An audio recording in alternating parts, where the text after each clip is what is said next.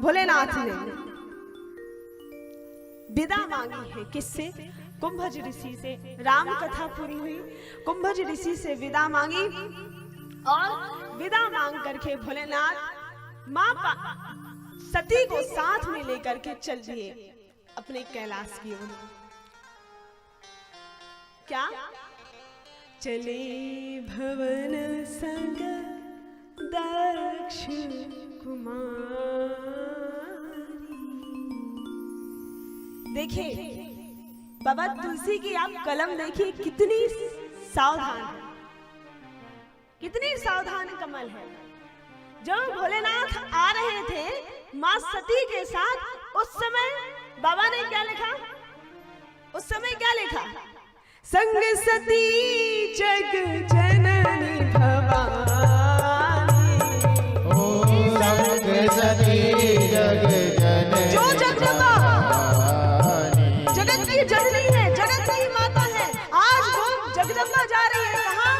संग सती जग जननी भवानी।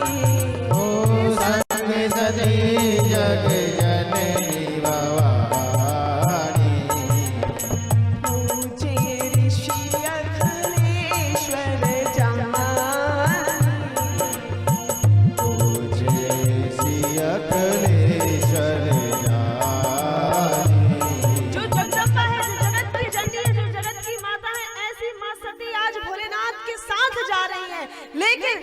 कथा में गई और कथा में जाकर के मन नहीं लगाया, तो जब मन नहीं लगाया, एक संत की सरलता का अपमान किया है, एक संत की सरलता पे संशय कर लिया, रोग लग गया, कथा में मन नहीं लगा, 1% भी कथा नहीं सुनी।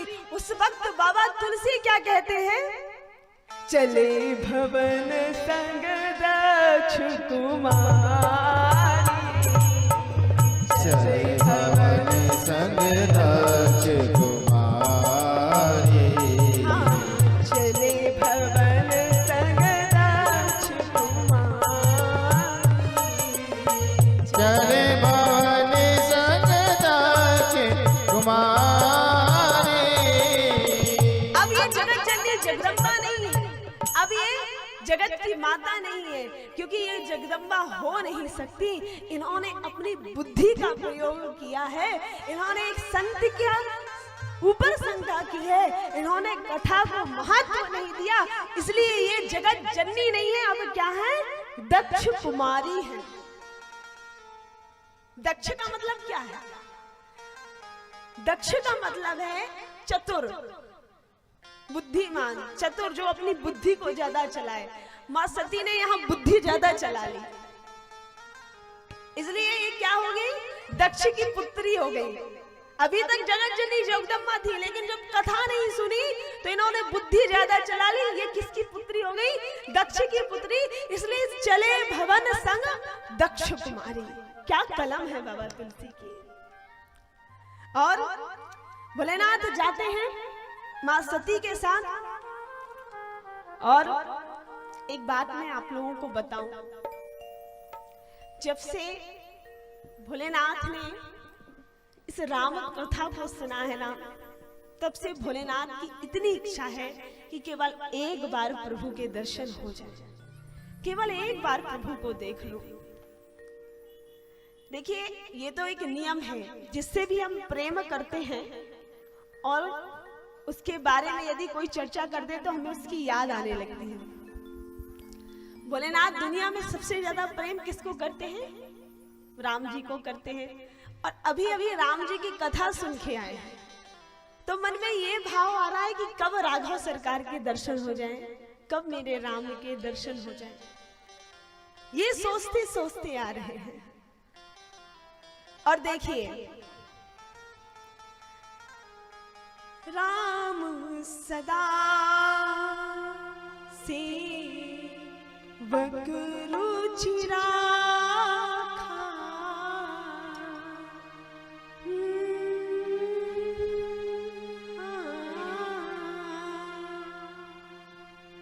क्या? राम सदा सेवक रुचि राखा। राम जी क्या करते हैं, हमेशा अपने सेवकों की रुचि के अनुसार कार्य करते हैं। आज राम जी ने देखा कि मेरे बाबा की इच्छा हो रही है मेरे दर्शन करने के लिए, तो बीच रास्ते में जब भगवान भोलेनाथ माँ सती के साथ जा रहे थे, उसी बीच रास्ते में मेरे राघव सरकार के दर्शन भोलेनाथ को हुए हैं। कैसे दर्शन हुए हैं, कैसे दर्शन हुए हैं बताइए। दर्शन ऐसे हुए कि त्रेता का चल रहा था चतुर्थ चलन और मानव लीला कर रहे हैं कौन, राघव सरकार, और वहीं से बाबा भोलेनाथ निकलते हैं। मैंने अभी आपसे एक बात बोली है कि प्रेम एक ऐसा तत्व है जहां पर यदि हम किसी से प्रेम करते हैं और कोई उसका नाम ले लेता है तो हमें उसकी याद आने लगती है। भोलेनाथ जब से राम कथा सुनकर के आए हैं तब से भोलेनाथ को राम जी की याद आ रही है।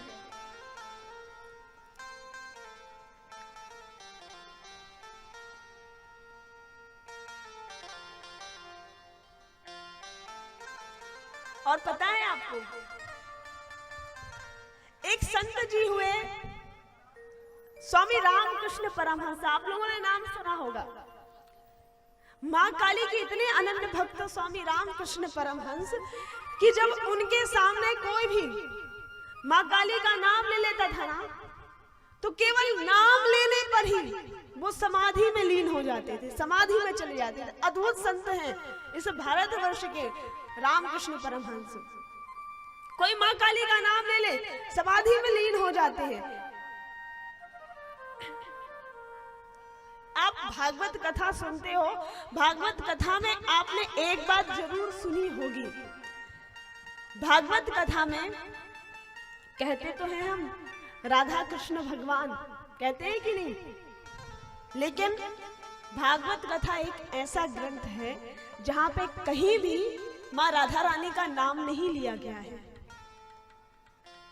भागवत कथा में कहीं भी राधा जी का नाम नहीं लिया गया। 18,000 श्लोक लिखे हैं वेद व्यास जी ने, लेकिन कहीं भी राधा रानी का नाम नहीं लिखा। सुखदेव जी महाराज ने पूरी कथा को, अच्छा लोग प्रश्न करते हैं क्यों नहीं लिखा, तो उसका यही कारण है। क्यों?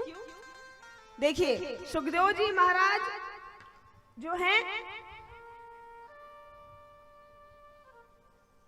राधा रानी के शिष्य हैं। सुखदेव जी महाराज की गुरु कौन है? राधा रानी। और सुखदेव जी महाराज अपनी गुरु राधा रानी से इतना प्रेम करते हैं, इतना प्रेम करते हैं कि जब भी उनके गुरु का नाम ले लिया जाता है वो समाधि में चले जाते हैं। राधे शब्द का नाम सुनते ही समाधि में चले जाते हैं। अब सुखदेव जी महाराज जब भागवत कथा करने के लिए बैठे तो उनके सामने कौन बैठे थे सुनने वाले? तेज बोलो, आप लोग बोलते क्यों नहीं? सुखदेव जी महाराज ने किसको कथा सुनाई? अच्छा, मुझे पता चला बहुत भागवत सुनी आप लोगों ने, बताओ।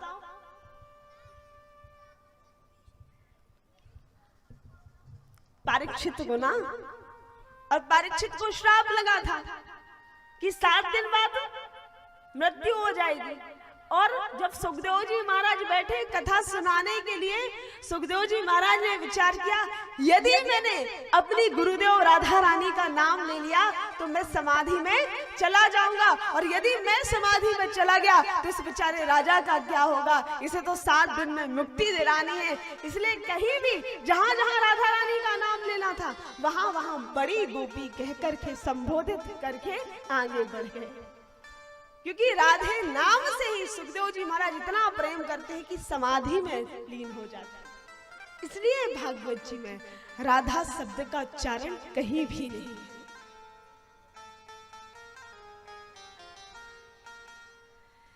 देखो, हम कहां से कहां कथा ले जाते हैं हमें खुद नहीं पता चलता है, कहां से कहां फंस जाते हैं, कहां भागवत जी पे चले गए हम। कहां थे बताइए?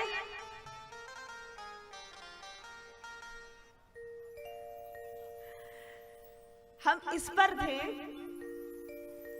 कि प्रेम एक ऐसा तत्व है जहां पर हम याद भी करें, कोई याद भी कर दे तो हमें उनकी याद आने लगती है। भोलेनाथ ने जब से राम जी की कथा सुनी तब से भोले बाबा राम जी की याद में मग्न हैं, सोच रहे हैं एक बार राम जी का दर्शन हो जाए।